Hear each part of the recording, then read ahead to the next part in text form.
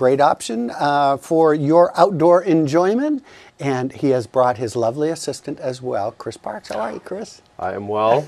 And I just want to say that if Danny Barker were here, he'd be calling them Gustuses. Gustuses. Gustuses. So. And who's your friend's name? Are you Clara? Hi, Clara. You're being awful shy this morning. She is. She's being shy. She's got a good poker face. Did we go to the outdoor center yesterday morning and go cross-country skiing? Yeah. And what did we do? Did we ski to the warming hut? Yeah. What did we do in the warming hut? Start. A flyer. Oh, that's awesome. That must have been a lot of fun. Yeah. One of the things that you can do at the outdoor center.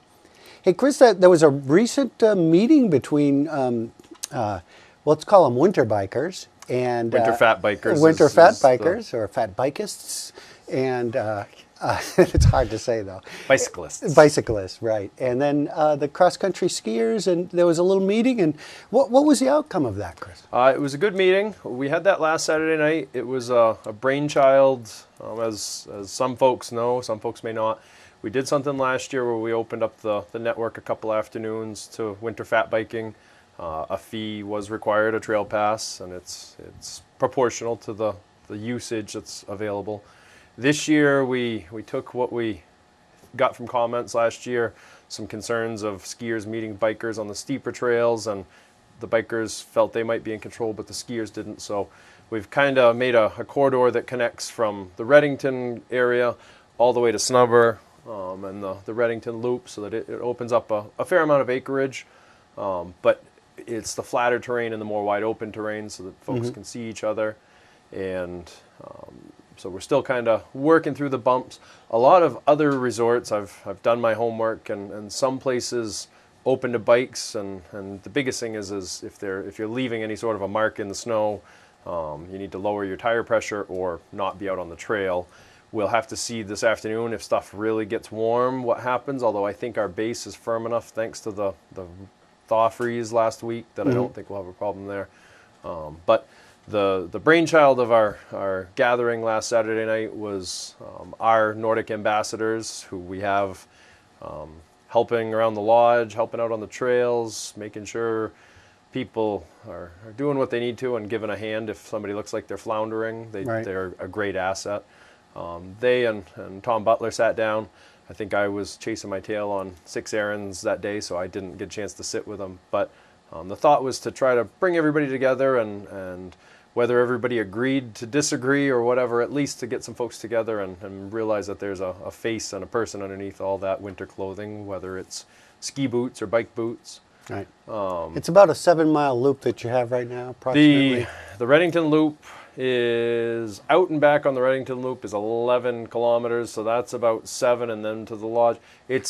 I was trying to look at the numbers on GPS. I'm still trying to figure out how to use my GPS, but I think we're somewhere between 12 and 15 miles. Okay, so good ride. Is the connection, and we've got a spur down to the narrow gauge if people choose to pass that. Right now the river hasn't frozen back over. Right, but, right. So we gathered the group together, and Tom had crafted an email that got sent out to Nordic season pass holders and shared with CR Nemba. I'm not fully sure how CR Nemba shared it. I do know I got some feedback that some of my Nordic pass holders didn't get the pass. Like, hey, I heard this was going on, but nobody told us ahead of time. And I'm not sure if it ended up in people's spam folders or if it ended up that we didn't have a correct email.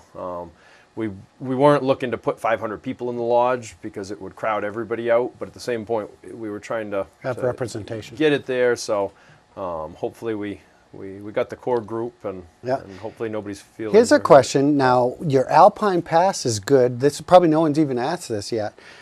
Alpine Pass is good. When you buy a day pass, you can go down and use the facilities at the outdoor center. Does that apply to fat biking? I hadn't had that thought roll across my head. I would imagine it would, and I guess some people, whenever I get a new employee, they get a little confused of Alpine Pass, the Alpine exchange system for the day ticket holders or multi-day ticket holders. They have to come in, let us know they're doing it. We can give them rental equipment if we need it. We don't have any rental bikes at this time, but we print them a ticket if they need one, so they don't cover over their ticket in case they're going back to alpine skiing. but it also gives us a little bit of revenue from the Alpine ticket desk. I don't have that product in there to select. Sometimes it confuses my employees because they think that the person needs to pay, and I'm always like, no, that's just the computer shows that for accounting. We don't have that, but I don't see why it shouldn't be included. Obviously, if somebody's paid a premium to come up here on alpine ski or snowboard and wants to spend part of their day down there, then I think we should include that. We do have our Nordic season pass. We opened or we clarified a couple of years ago that if you're a Nordic season pass holder, that gives you access to the ice rink. It gives you access to the snowshoe trails in addition to Nordic skiing. And this year we have said that if you're a Nordic season pass holder and you want to bike, that's included in it. So along those same lines, then I don't see why we wouldn't. Right, question probably hasn't come up. We can see Andy took a ride yesterday and had a great time on those trails.